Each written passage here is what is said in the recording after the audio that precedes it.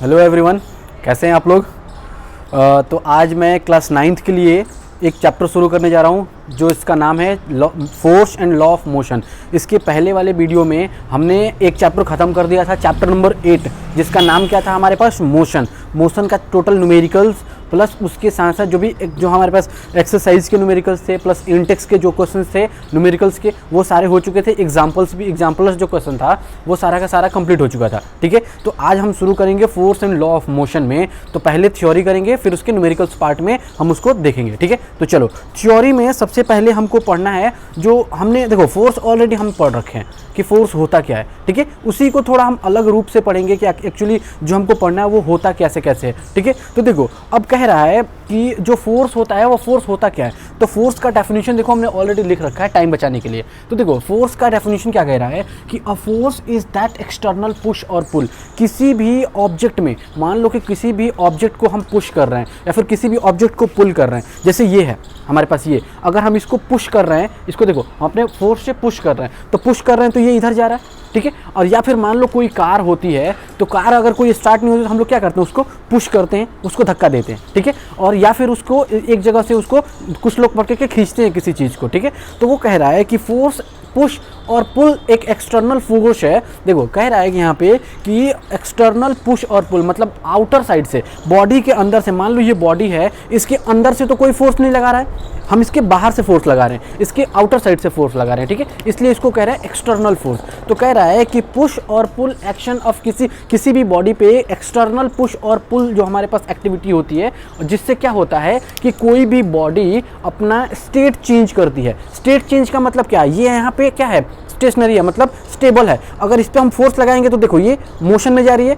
मतलब यहाँ से मूव कर रही है। ठीक है, मतलब एक पोजीशन से दूसरी पोजीशन पे जा रही है। या फिर देखो ये है, इधर से मूव करते आ रहा है, हम इधर से ये वाला फोर्स लगाए, ये जाके यहाँ पे क्या हो गई, स्टॉप हो गई। ठीक है, तो मतलब ये कि अगर रेस्ट में है तो अगर कोई फोर्स, अगर उस पर हम पुल कर रहे हैं, पुश कर रहे हैं, तो वो मोशन में चली जा रही है। या फिर कोई भी ऑब्जेक्ट मोशन में है, उस पर हम एक्सटर्नल फोर्स लगा रहे हैं तो वो स्टॉप हो जा रही है। मतलब ये कि उसका स्टेट क्या हो रहा है, चेंज हो जा रहा है। मतलब ये कि अगर हम उसकी बात अगर दूसरी तरह से बोलें तो ऐसा फोर्स, अगर हिंदी में अगर हम समझें तो ऐसा फोर्स जिससे क्या हो कि फोर्स ऐसा हमारे पास पुल और पुश और पुल एक्टिविटी, एक्सटर्नल पुश और पुल एक्टिविटी, जिससे क्या होगा कि हमारे पास कोई भी ऑब्जेक्ट अपना स्टेट चेंज कर दे या हमको ट्राई करे कि वो चेंज हो जाए।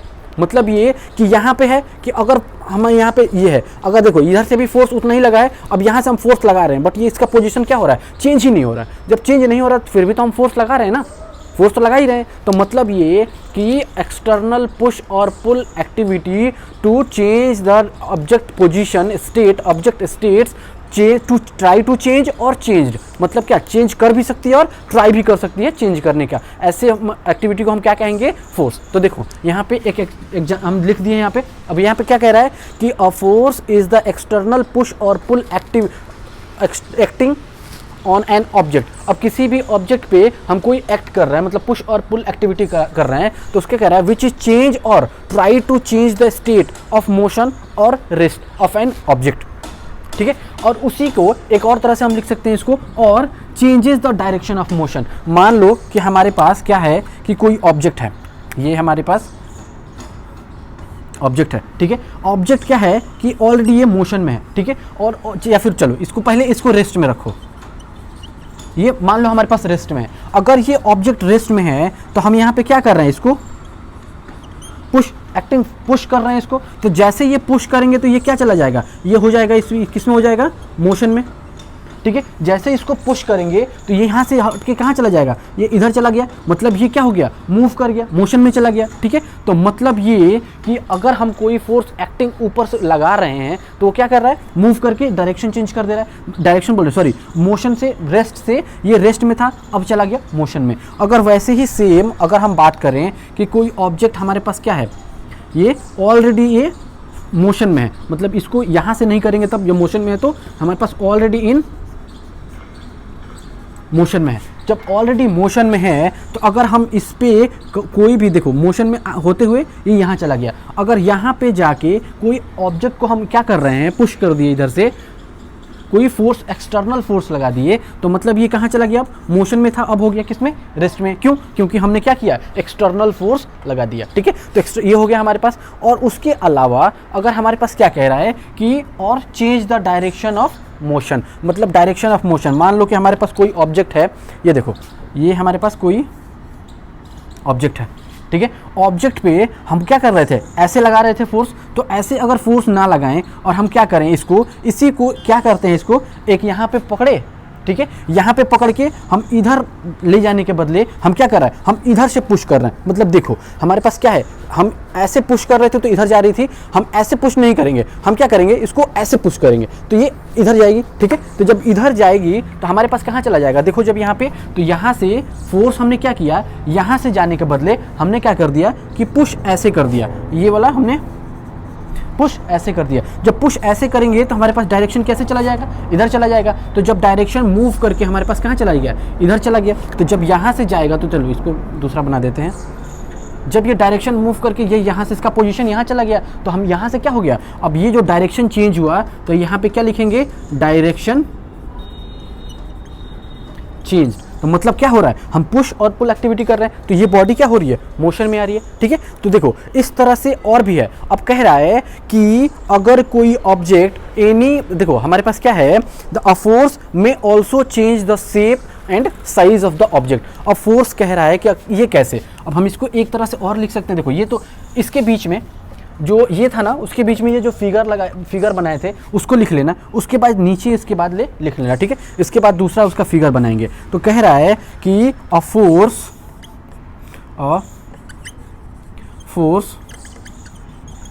में also change the shape and the size of the object. ठीक है, अब कह रहा है कि ये ऑल्सो चेंज कर सकती है क्या, shape and size of the object. ठीक है, अब shape and size of the object कैसे चेंज होगा, मान लो कि हमारे पास क्या है, ये एक फुटबॉल है। ठीक है,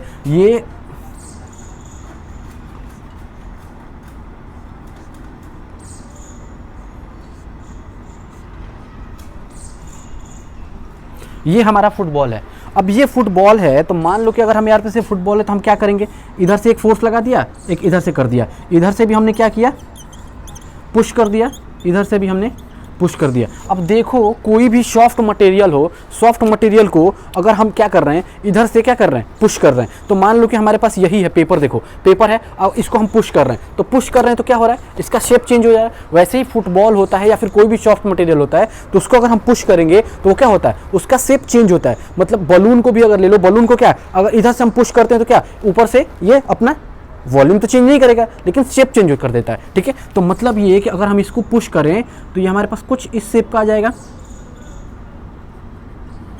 इस शेप का चेंज हो जाएगा। ठीक है, तो हम ये भी कह सकते हैं कि जो फोर्स है वो में also change the shape and size. अब कह रहा है कि हम अभी तक क्या पढ़े थे कि हमारे पास क्या होगा, डायरेक्शन चेंज कर देगा, डायरेक्शन चेंज होगा, उसके साथ साथ क्या हो जाएगा हमारे पास कि अगर रेस्ट में ले आएगा और मोशन में भी लेके आ सकता है। जब पुश किसी भी रेस्ट की बॉडी को अगर पुश करें तो मोशन में आ जाएगा, और मोशन की बॉडी को अगर हम एक्सटर्नल फोर्स लगाएं तो मोशन रेस्ट में आ जाएगा। ठीक है, और उसके बाद हमारे पास क्या हो जाएगा, शेप एंड साइज भी चेंज कर देगा।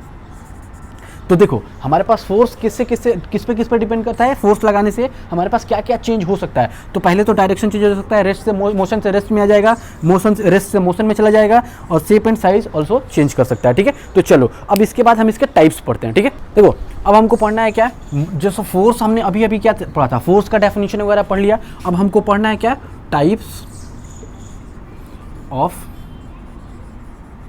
फोर्स। अब देखो मेनली अगर हम इसकी बात करें तो मेनली ये क्या होता है, फोर्स दो तरह से डिफाइन होता है। ठीक है, हमारे पास दो तरह से इसको चैनलाइज कर सकते हैं हम। ठीक है, एक होता है हमारे पास बैलेंस फोर्स,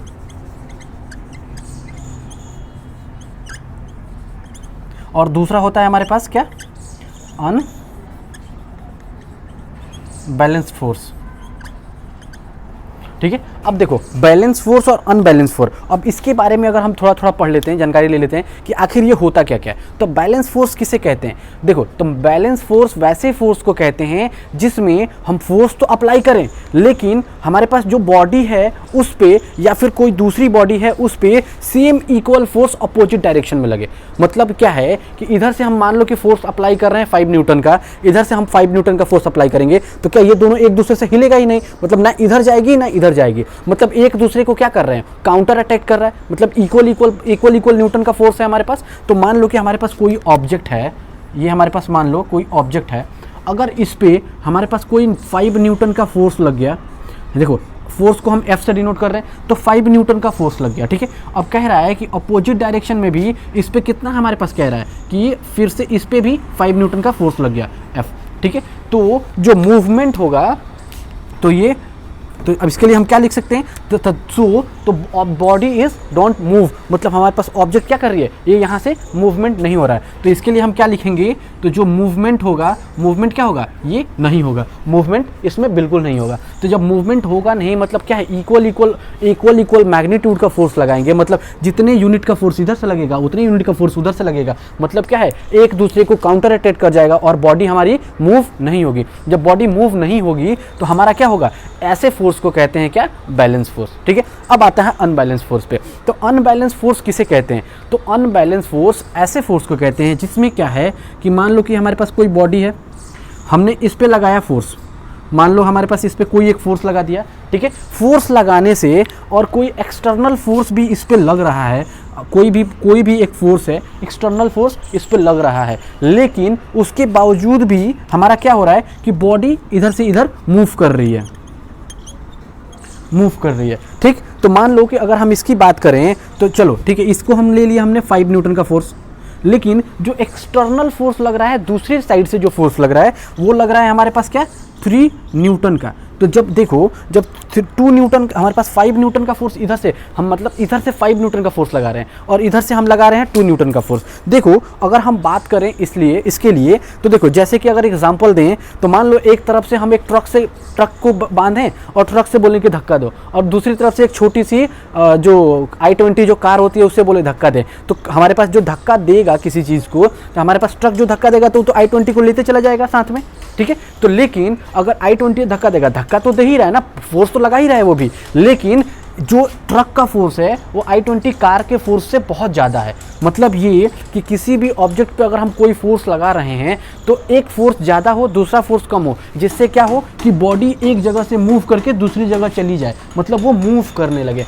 तो ऐसे फोर्स को हम कहते हैं क्या, अनबैलेंस फोर्स। तो इसमें क्या हो जाएगा, ये मूव कर जाएगी। तो मूव कर जाएगी का मतलब क्या, हमारे पास ये इसके ऐसे वाले फोर्स को क्या कहेंगे हम, अनबैलेंस फोर्स, ठीक है। तो चलो ये हो गया।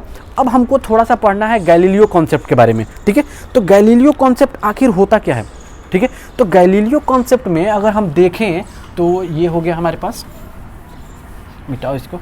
अब गैलीलियो कॉन्सेप्ट में, तो गैलीलियो कॉन्सेप्ट में क्या हुआ था, गैलीलियो साहब आए थे, तो गैलीलियो साहब आने के बाद उन्होंने क्या किया, एक एक्सपेरिमेंट किया कुछ इस टाइप से। हमारे पास क्या हुआ कि एक स्टीयर्स टाइप का, जो स्टीयर्स हम देखते हैं ना कि स्टीयर्स पे क्या होता है, या फिर स्टीयर्स के बीचों बीच में देखना ना एक ऐसे मतलब स्लोपी एक सरफेस बनाया जाता है, किससे कि बाइक्स वगैरह या फिर कार वगैरह जो चढ़ाने के लिए अगर घर के अंदर ले जाना हो तो उस पर आसानी से चली जाए। तो ऐसे स्लोपी सरफेस उन्होंने लिया, ठीक है। तो स्लोपी सरफेस में एक बार फर्स्ट स्टेप में क्या किया उन्होंने, फर्स्ट स्टेप, ठीक है। तो फर्स्ट स्टेप में उन्होंने क्या किया कि जितना स्लोप इसका था, मतलब ये अगर थीटा 1 से, एंगल थीटा 1 से है, तो ये वाला भी एंगल क्या है, एंगल थीटा 1 ही है। मतलब एंगल दोनों का क्या है, एंगल 1 और एंगल 2 दोनों का दोनों सेम है। मतलब हमारे पास क्या है, इस केस में इन्होंने क्या किया, theta 1 is equal to theta 2 के इक्वल रखा। मतलब दोनों का जो स्लोप रखा, जैसे ये अगर कोई बॉडी है,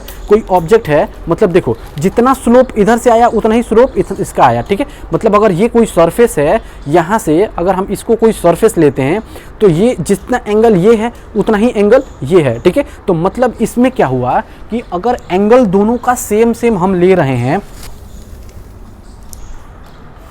स्केच बार बार गिर जा रहा है ये, देखो।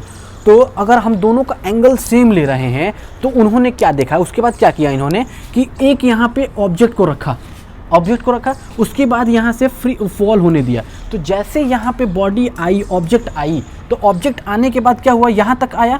यहाँ के आने के बाद ये जाहिर सी बात है कि यहाँ तक आएगी, ये इधर आएगी, उसके बाद इधर भी कहीं जाएगी, इधर भी जाएगी।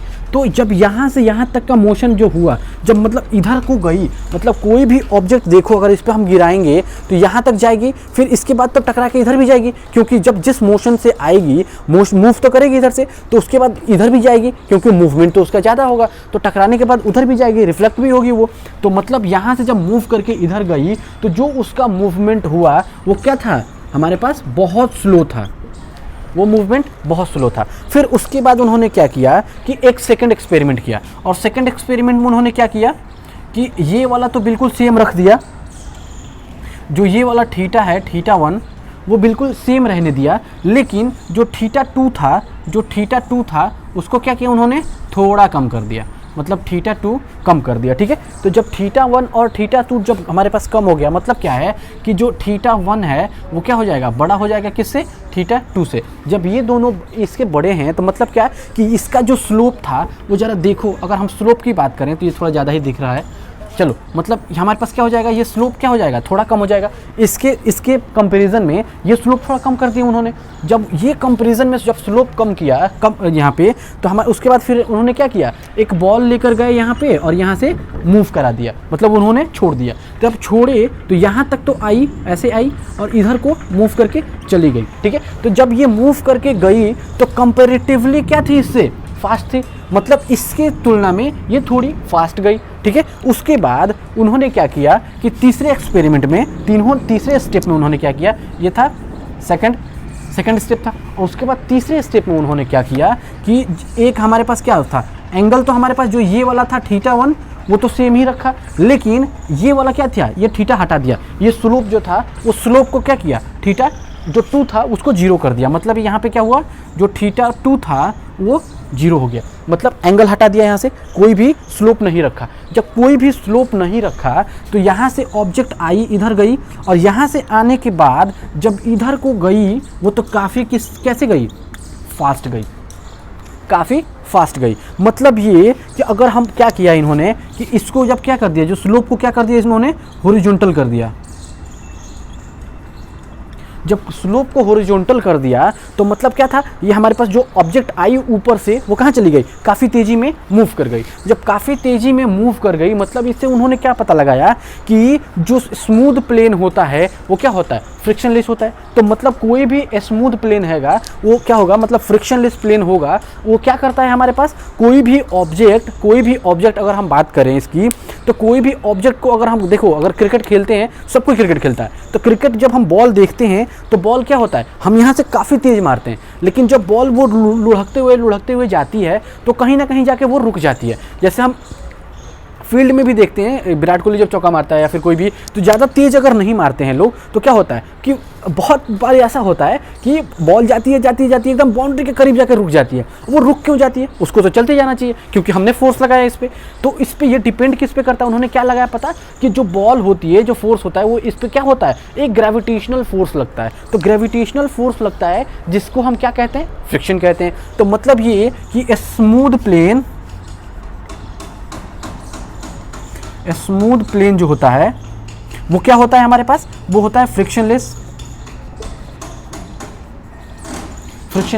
और कोई भी बॉडी अगर हम बात करें तो इसको कहाँ लिखें, देखो यहाँ लिख देते हैं, इसको मिटा के। ये गैलीलियो का कॉन्सेप्ट था, ठीक है, ये ध्यान रखना कि कोई भी अगर बॉडी, अगर हमारे पास इसकी बात करें तो ग्रेविटेशनल फोर्स में, तो ग्रेविटेशनल फोर्स होता क्या है कि हमारे पास कोई ऑब्जेक्ट है, हमने क्या किया, कोई बॉल ही है, हमने मारा यहाँ तक गया, यहाँ तक जाके स्टॉप हो गया। यहाँ से ये मोशन में है और यहाँ जाके ये स्टॉप हो गया। तो इस पे ये एक्ट क्या कर रहा है, ये इसमें है ग्रेविटेशनल फोर्स एक्ट कर रहा है, ये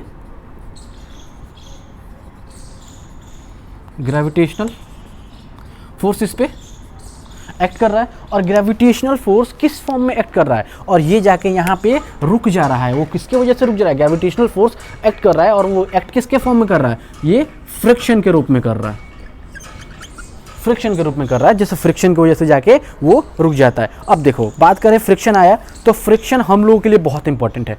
क्यों? कि अगर फ्रिक्शन नहीं होता तो हम लोग खड़े भी नहीं हो पाते। मतलब ये कि अगर हम कोई, देखो ये सरफेस है हमारा, हम इस पे चलते हैं, तो जैसे हमने ये पैर रखा इस पे, ये हमारा फुट आ गया, जैसे फुट आया तो हम क्या करते हैं, जैसे ये चलता है तो हम ऐसे फोर्स लगाते हैं। मतलब ये कि जैसे ये वाला पोर्शन हम रखे तो हमारा जो फर्स्ट वाला पोर्शन है वो क्या करता है, वो आगे की तरफ, मतलब पीछे की तरफ फोर्स लगाता है। जब पीछे की तरफ वो फोर्स लगाता है तो हमारे पास ग्रेविटेशनल फोर्स क्या करता है, उसके अपोजिट में काउंटर फोर्स लगाता है, जिसकी वजह से हम लोग क्या करते हैं, जितना फोर्स इधर से, जो हम यहाँ से देखो, हम अपने फुट से इधर की तरफ फोर्स लगाते हैं, लेकिन ग्रेविटेशनल फोर्स हमारा कैसा है, जो हमारा फ्रिक्शनल फोर्स होता है वो इधर से लगता है। जब इधर से लगता है, इसी की वजह से हम क्या करते हैं, स्मूथली हम चल पाते हैं। ठीक है, वैसे ही कहीं अगर फ्रिक्शनलेस सरफेस पे चले जाओ, देखते हो कोई इधर गिरा, कोई उधर गिरा, कोई कहीं चला गया, ठीक है, तो हम गिरते क्यों हैं, क्योंकि वहाँ फ्रिक्शन काम ही नहीं करता है। ठीक है, तो चलो अब हमको पढ़ना है मेन जो हमारे पास है, जो न्यूटन्स के लॉज हैं, first law, second law, third law, उसके बाद जो भी हम उसके बारे में पढ़ेंगे, मोमेंटम वगैरह के बारे में, उसका डेरिवेशन पढ़ेंगे, उसके बाद हम आगे बढ़ते हैं। ठीक है, देखो अब हमको पढ़ना है Newton's first law of motion. तो Newton's first law of motion आखिर होता क्या है। ठीक है, अब इसी को हम कहते हैं लॉ ऑफ इनर्शिया भी। चलो तो इसको डिस्कस करेंगे। तो कह रहा है Newton's first law of motion होता क्या है। तो Newton's first law of motion कहता है कि अगर कोई ऑब्जेक्ट मोशन में है तो मोशन में रहना चाहती है, अगर रेस्ट में है तो रेस्ट में रहना चाहती है, तब तक जब तक कोई एक्सटर्नल अनबैलेंस फोर्स उस पर अप्लाई ना किया जाए। ठीक, तो मतलब ये कि अगर हम उसको डिफाइन करें ऐसे, तो मतलब क्या होता है कि Newton's first law of motion states that an object maintains its state, मतलब वो अपना ओरिजिनल पोजीशन मेंटेन करके रखना चाहती है। कब कौन सी वाली, या तो ऑफ रेस्ट, मतलब वो रेस्ट में है तो रेस्ट में रहना चाहती है, और हमारे पास स्टेट ऑफ मोशन, मतलब वो मोशन में है तो मोशन में रहना चाहती है। ठीक है, तो देखो अब कह रहा है कि unless an external unbalance force act on it, मतलब ये एक मेरे दोस्त साहब उधर से हाई बोल रहे हैं। देखो तो यहाँ पे कह रहा है कि हमारे पे कोई भी एक्सटर्नल फोर्स अगर हम अप्लाई ना करें, अनबैलेंस एक्सटर्नल फोर्स, तब तक वो ऑब्जेक्ट क्या करेगी, या तो रेस्ट में है तो रेस्ट में रहना चाहेगी, अगर मोशन में है तो मोशन में रहना चाहेगी। ठीक है, अब देखो कह रहा है कि अगर ऑब्जेक्ट कोई है, ठीक है, इस पे हमारा क्या है, एक फोर्स अप्लाई हो रहा है, तो ये किस में है, ये रेस्ट में है। अगर ये रेस्ट में है, अगर हम इस पे क्या कर रहे हैं, फोर्स अप्लाई कर रहे हैं, तो ये किस में चला जाएगा, ये मोशन में चला जाएगा।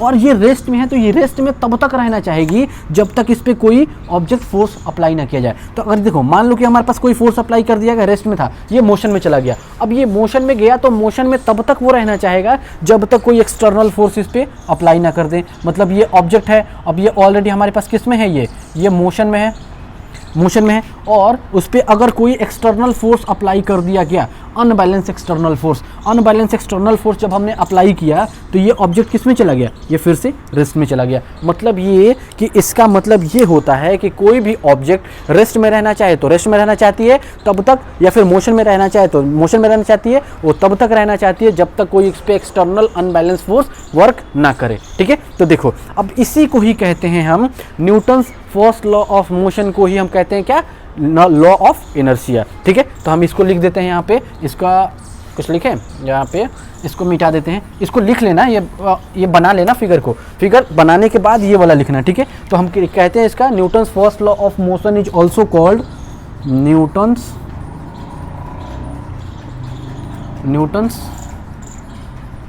First law of motion also called law of inertia।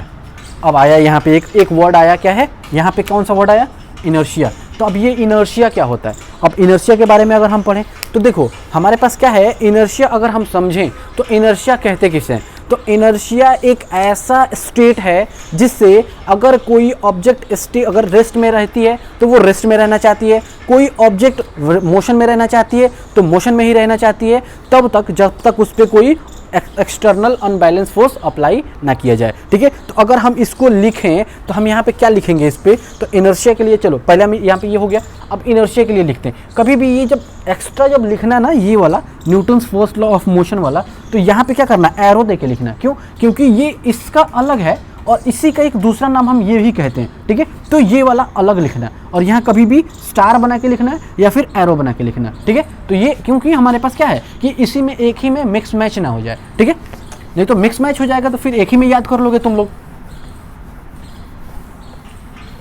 देखो अब हमारे पास आया एक वर्ड आया क्या, इनर्शिया। तो इनर्शिया किसे कहते हैं,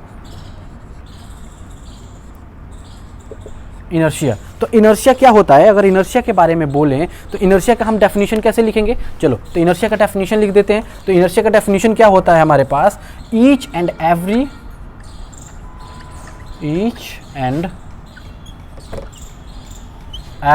object tends to resist its motion, its state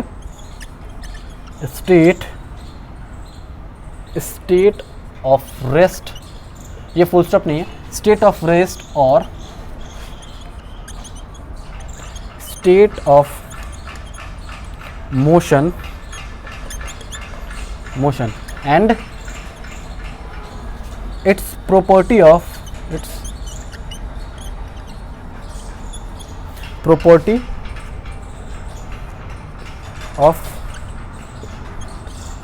object, ठीक है, इज कॉल्ड इनर्शिया। देखो कह रहा है किसी भी ऑब्जेक्ट का ऐसा प्रॉपर्टी, किसी भी ऑब्जेक्ट का ऐसी प्रॉपर्टी जिससे वो अगर रेस्ट में है तो रेस्ट में रहना चाहेगी और मोशन में है तो मोशन में रहना चाहेगी। ठीक है, इसी को हम कहते हैं क्या, इनर्शिया। मान लो कि कोई ऑब्जेक्ट है और ये रेस्ट में है, तो ये हमेशा चाहेगी कि हम रेस्ट में रहें। और अगर कोई बॉडी, कोई ऑब्जेक्ट है, अगर ये मोशन में है तो ये हमेशा चाहेगी कि हम मोशन में ही रहें। ठीक है, तो अगर कोई ऑब्जेक्ट मोशन में रहना चाहती है तो मोशन में रहना चाहती है, और अगर कोई बॉडी रेस्ट में रहना चाहती है तो रेस्ट में रहना चाहती है, तब तक कोई एक्सटर्नल फोर्स उस पर अप्लाई ना किया जाए। ठीक है, इसी प्रॉपर्टी को, कोई ऑब्जेक्ट की ये प्रॉपर्टी है और इसी प्रॉपर्टी को हम कहते हैं क्या, लॉ ऑफ इनर्शिया या फिर इनर्शिया। ठीक है, चलो ये हो गया। अब हमको पढ़ना है types of inertia, types of inertia. ठीक है, तो देखो टाइप्स ऑफ इनर्शिया में हमारे पास दो तरह के होते हैं। इसका देखो ये मिटा रहा हूँ, ये लिख लेना एक बार, वीडियो को पॉज करके और तुरंत एकदम लिख लेना इसको। सब्सक्राइबर नहीं बढ़ रहा है वो, सब्सक्राइब करो सब लोग, अपने दोस्तों से बोलो, अपने स्कूल्स में फुला एकदम पूरा एकदम आग लगा दो एकदम पूरा। देखो अब हम करते हैं इनर्शिया, टाइप्स ऑफ इनर्शिया। अब देखो टाइप्स ऑफ इनर्शिया दो टाइप्स का होता है। एक क्या होता है, एक होता है इनर्शिया ऑफ रेस्ट और एक होता है इनर्शिया ऑफ मोशन। अब देखो अब कह रहा है इनर्शिया ऑफ रेस्ट और inertia of motion. Inertia of rest क्या होता है, इनर्शिया ऑफ मोशन क्या होता है, सिंपल सा नाम देख के ही पता चल रहा है। इनर्शिया का मतलब क्या होता है, कोई ऑब्जेक्ट का ऐसी प्रॉपर्टी जिससे क्या होता है, वो ऑब्जेक्ट अगर रेस्ट में है तो रेस्ट में रहना चाहेगी, मोशन में है तो मोशन में रहना चाहेगी, ऐसी प्रॉपर्टी को हम इनर्शिया कहते हैं। ठीक है, सेम ऐसे ही कि अगर कोई ऑब्जेक्ट तब तक रेस्ट में रहेगी जब तक कोई एक्सटर्नल फोर्स उस पर काम नहीं करता है, ऐसी फोर्स को हम कहते हैं क्या, इनर्शिया ऑफ रेस्ट। मतलब हमारे पास कोई ऑब्जेक्ट है, अगर ये रेस्ट में है तो वो रेस्ट में ही रहना चाहेगी और वो तब तक रेस्ट में रहेगी जब तक कोई एक्सटर्नल फोर्स उस पर काम ना करे। ठीक है, मतलब ये कि अगर कोई एक्सटर्नल फोर्स इस पर काम करेगा तभी जाके ये मोशन में आएगी, और ये ऐसी प्रॉपर्टी जिससे वो तब तक रेस्ट में रहना चाहेगी जब तक ये एक्सटर्नल फोर्स उस पर कोई काम नहीं करे। ठीक है, अब सेम ऐसे कोई मोशन, अगर मतलब ये कि अगर कोई ऑब्जेक्ट है मोशन में तब तक रहना चाहेगी जब तक कोई उस पर एक्सटर्नल फोर्स काम ना करे। ठीक है, अगर एक्सटर्नल फोर्स काम करेगा, मतलब देख लो कि अगर कोई हमारे पास साइकिल है, साइकिल चलते आ रही है, या फिर मैं इसको फेंक रहा हूँ, जैसे इसको फेंकूंगा तो तब तक ये मूव करेगी। अगर बीच में हम इसको हाथ से पकड़ लिए, देखो ऐसे, तो ये मूव कर, हमने पकड़ लिया तो ये मूव करना चाहेगी, मतलब मूव कर रही है, तो ये क्या है, कहीं ना कहीं जाके ये रुक रही है। ऐसा क्यों रुक रही है? क्योंकि हमने एक्सटर्नल फोर्स इस पर लगा दिया, ठीक है। तो यही होता है इनर्शिया में, जो हमको बस इतना ही पढ़ना था। अगर हम कुछ इस पे देखें एप्लीकेशन, अगर जहाँ पे कहाँ कहाँ हम इसको देख सकते हैं इनर्शिया को, तो देखो कभी भी अगर हम देखें तो कोई एक बस होती है, ये बस है और यहाँ से हमारा ये चल रहा है, ठीक है, और ये मोशन में है। तो जो सीट्स होती हैं वो देखना जरा, कभी ऐसे कोई भी अगर हम बैठे होते हैं सीट्स पे, तो अगर मोशन में अगर हम चल रहे होते हैं, ठीक है, लेकिन अगर सडन कहीं ब्रेक लगता है तो हम क्या करते हैं, हम आगे की तरफ झुक जाते हैं। ऐसा क्यों होता है? क्योंकि वहाँ पे क्या होता है कि हमारी बॉडी क्या है, बस के साथ मोशन में चली जा रही है। लेकिन अगर हमारे पास बॉडी जब बस है उस पर ब्रेक लगाई जाता है, बस तो हमारे पास स्टेशन नहीं हो रहा है, मतलब वो मूव, उसके एक्सटर्नल फोर्स लग के वो क्या हो रहा है, स्टेट उसका चेंज हो जा रहा है, मतलब वो थोड़ी स्लो हो जा रही है। लेकिन हमारी बॉडी जो है वो इनर्शिया को तो फॉलो करेगी ना, तो मतलब वो मोशन में ही रहना चाहेगी, जिससे क्या होता है कि बस स्टॉप हो जाती है लेकिन हमारी बॉडी आगे की तरफ झुक जाती है, ठीक है। वैसे ही सेम अगर मान लो कि हमारे पास कोई कारपेट है, तो कारपेट को देखते हो ना मम्मी लोग, पैदाइशी साइंटिस्ट, तो मम्मी लोग क्या करती हैं, एक डंडा पकड़ती हैं, इसे पकड़ के डंडे से धड़ाम धड़ाम धड़ाम दे रही होती हैं। उससे क्या होता है कि देखते हो ना पूरा धूल एकदम भर जाता है, पूरे चारों तरफ धूल हो जाता है। ऐसा क्यों करती हैं वो? क्योंकि जब इस पे कारपेट से डंडे को मारेंगे तो क्या हो जाएगा, कारपेट तो हमारा मोशन में जाएगा, लेकिन हमारे पास जो धूल होता है वो क्या होता है, स्टेशनरी रहना चाहता है, जिससे धूल क्या होता है, गिर के बाहर चला जाता है, ठीक है। तो ये हमारी मम्मी लोग का ईजाद है, वो पहले से ही जानती हैं, हम लोग तो बाद में जानते हैं, ठीक है। अब देखो ये इतना कुछ होने के बाद अब हम लोगों को पढ़ना है मोमेंटम, ठीक है। क्यों? मोमेंटम के बारे में थोड़ा जान लो। क्यों? ऐसा किस लिए? ऐसा इसलिए हमको जानना है कि जो सेकंड लॉ है वो मोमेंटम पे ही बेस्ड है, ठीक है। तो चलो, तो पहले हम थोड़ा मोमेंटम के बारे में जान लेते हैं, उसके बाद फिर हम पढ़ेंगे Newton second law of motion, ठीक है। देखो, तो हमको पढ़ना है थोड़ा सा मोमेंटम के बारे में। मोमेंटम होता क्या है? तो मोमेंटम की अगर बात की जाए तो product of mass and velocity, मतलब ये कि जितना मास है और जितनी वेलोसिटी से चल रही है, मतलब उसका अगर प्रोडक्ट करें, प्रोडक्ट का मतलब मल्टीप्लाई, मतलब ये कि अगर इसका डिफाइन करें तो ये क्या होता है हमारे पास, ये product of mass and velocity, मतलब ये। तो मोमेंटम को हम किससे डिनोट करते हैं, P से, is equal to mass into velocity. हो गया। हमको लगभग इतना हमको डेफिनेशन के टाइप में, अगर हमको एक नंबर में पूछेगा कि मोमेंटम को बताओ, तो मोमेंटम के लिए हम क्या लिख देंगे, हमारे पास मास इंटू वेलोसिटी का प्रोडक्ट है ये, और इसका ये फॉर्मूला लिख देंगे, ठीक है। अब इस पे देखो, अगर कह रहा है कि अगर मोमेंटम हमारा पे बढ़ाना है, तो मोमेंटम बढ़ाने के लिए हमको क्या करना पड़ेगा, मास को भी बढ़ाना पड़ेगा और वेलोसिटी को भी बढ़ाना पड़ेगा। और इनकेस अगर वेलोसिटी कम हुआ तो मोमेंटम भी कम हो जाएगा। मास पे तो हमारे पास मास क्या है, कभी चेंज होता है, मास हमारा तो चेंज होता नहीं है। मतलब अगर किसी ऑब्जेक्ट का मास है, अगर मान लो उसका हमको मोमेंटम बढ़ाना है, तो ऑब्जेक्ट का अगर एक ही ऑब्जेक्ट है, इसे मान लो इसी का मोमेंटम बढ़ाना है, तो क्या है कि हम इसका मास के साथ साथ इसका क्या है, देखो इसका मास आप बढ़ा सकते हैं, इसकी ऑब्जेक्ट की मास नहीं बढ़ा सकते हैं, तो हमको क्या करना है, इसकी वेलोसिटी बढ़ानी पड़ेगी। तो जितनी वेलोसिटी बढ़ाऊंगा उतना ही तो मोमेंटम बढ़ जाएगा ना। अगर जितनी वेलोसिटी कम होगी उतनी मोमेंटम कम हो जाएगी। मास तो किसी ऑब्जेक्ट का जल्दी चेंज होता नहीं है, जितना है उतना फिक्स्ड होगा। अब उसके लिए अगर कह रहा है सेम केस की बात, सेम ऑब्जेक्ट की बात करें तो, लेकिन अगर मास बढ़ाना है तो कोई ऑब्जेक्ट चेंज कर दो, दूसरा ऑब्जेक्ट ला के रख दो वहां पे, तो ज्यादा उससे ज्यादा मास का, तो मोमेंटम ऑलरेडी चेंज हो जाएगा, ठीक है। तो देखो, अगर हम बात करें तो हमारे पास अगर एग्जांपल देखें तो एग्जांपल देखो, हमारे पास एक कार है, मान लो कि ये हमारे पास कार है जिसका मास हमारे पास m इज दिया है कितना, 500 kg, ठीक है।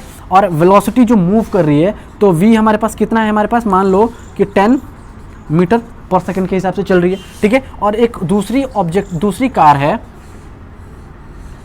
ये दूसरी ट्रक है, ठीक है। अब ट्रक जो है इसका मास हमारे पास कह रहा है कि 600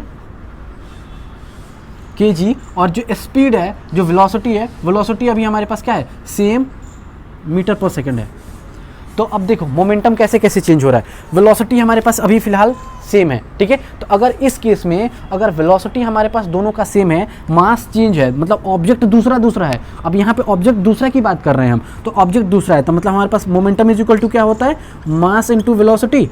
तो मास हमारे पास कितना है 500 kg का, इंटू वेलोसिटी हमारे पास है 10, और ये हो जाएगा मीटर पर सेकंड, ठीक है। अब देखो जब यहाँ पे इसकी बात करें तो हमारे पास जरा देखो मोमेंटम में हमारे पास कितना हो जाएगा kg मीटर पर सेकंड। अब देखो ये तो यूनिट हो गया, लेकिन हमारे पास ये मल्टीप्लाई करेंगे तो मल्टीप्लाई कितना आएगा, देखो यहाँ एक हम ही गलती कर रहे हैं, तो ये हो जाएगा 500 पे एक जीरो बढ़ जाएगा, तो 5000 kg मीटर पर सेकंड, ये होता है हमारे पास इसका एसआई यूनिट। अगर हम इसके एसआई यूनिट की बात करें, एसआई यूनिट की बात करें तो वो क्या होता है kg मीटर और पर सेकंड, और इसी को हम ऐसे भी लिखते हैं kg मीटर, और इसी को हम लेते हैं पर सेकंड, ऐसे भी लिखते हैं, ठीक है। दो तरह से हम इसको लिख सकते हैं। और इसकी बात करें तो इसमें भी देखो जरा हमारे पास क्या होता है P is equal to M into V, तो मतलब हमारे पास क्या हो जाएगा, हमारे पास ये हो जाएगा 600 मल्टीप्लाई बाई 10, तो मतलब हो जाएगा हमारे पास 6000 kg मीटर पर सेकंड। अब जरा देखो मास चेंज हो रहा है, दो अलग अलग मास है, तो जब अलग अलग मास है तो क्या है, मोमेंटम भी अलग अलग है। मास ज़्यादा है तो मोमेंटम भी ज़्यादा है, अगर मास कम है तो मोमेंटम भी कम है, ठीक है। तो चलो अभी थोड़ी ठंडी बहुत ज़्यादा है, अभी ठंड बहुत ज़्यादा लग रहा है, तो अभी क्या है कि कुछ दिनों से मैं आउटडोर अभी थोड़ा रूम से बाहर कर रहा हूँ, क्योंकि रूम में थोड़ा कुछ काम चल रहा है, ठीक है। तो इससे क्या है कि अभी थोड़ा ठंडी ज़्यादा होने की वजह से अभी थोड़ा कम वीडियो बना रहा हूँ आज। तो कल मिलते हैं हम आप लोग से न्यूटन्स सेकंड लॉ के साथ, ठीक है। तो उम्मीद करता हूँ कि आप लोग पहले इसको पूरा का पूरा रिवाइज कर लेना, ठीक है। जितने लोग भी देखो पहले इसको रिवाइज कर लो, इसको अच्छे से पढ़ लो, फिर उसके आगे हम बढ़ेंगे, ठीक है। चलो तब तक के लिए bye and all the best.